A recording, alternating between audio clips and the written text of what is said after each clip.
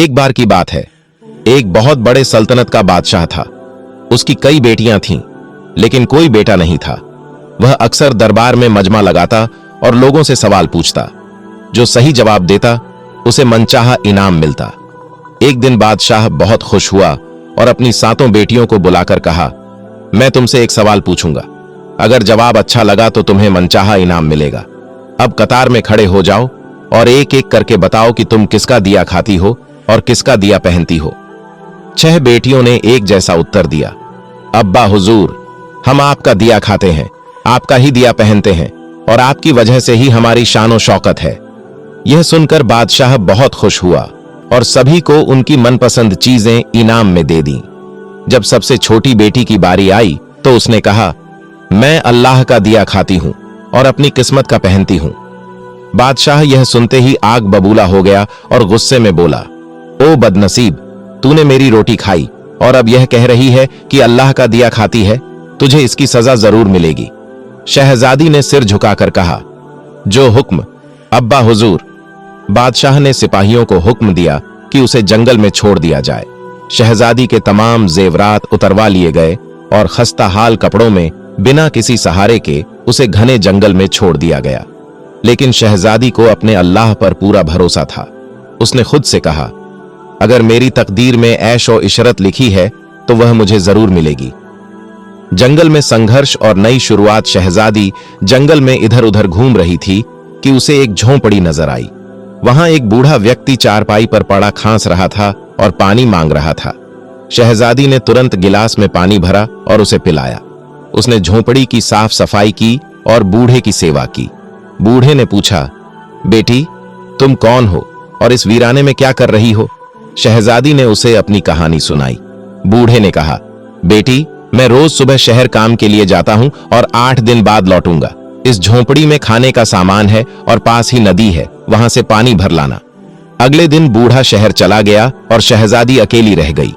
रहस्यमयी लाल और शहजादी की तकदीर। शहजादी ने रोज झोंपड़ी की सफाई की, बकरी का दूध निकाला, आधा खुद पिया और आधा बाहर एक कोने में रख दिया।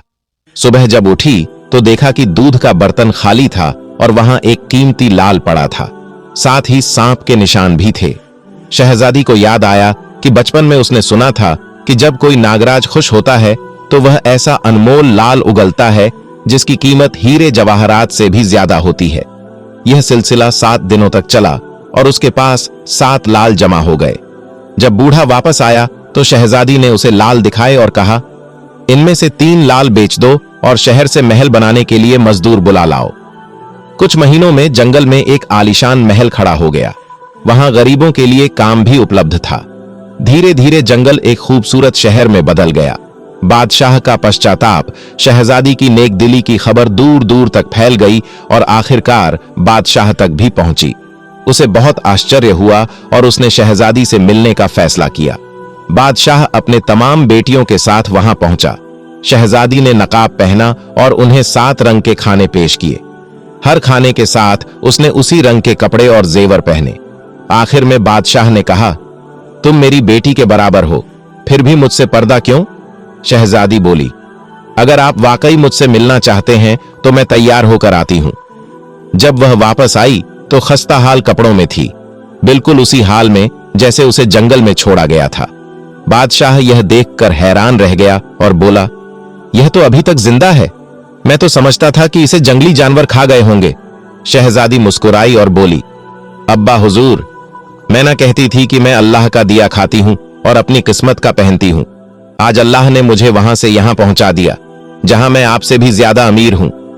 इसके बाद उसने अपनी पूरी कहानी सुनाई और गले की माला दिखाई जिसमें अब भी 4 अनमोल लाल थे। यह सुनकर बाकी तमाम शहजादियां सोचने लगीं, काश हमने भी तब यही कहा होता कि हम अल्लाह का दिया खाते हैं और अपनी किस्मत का पहनते हैं। सीख, हमें हमेशा अल्लाह ताला की इजाजत, प्रयत्न और भरोसे पर रहना चाहिए। वह अपने चाहने वालों को कभी तन्हा नहीं छोड़ता। जो नेमतें उसने हमें दी हैं, हमें उनका हर वक्त शुक्र अदा करना चाहिए। अगर आपको यह कहानी पसंद आई हो तो इसे लाइक करें और अपने दोस्तों के साथ शेयर करें।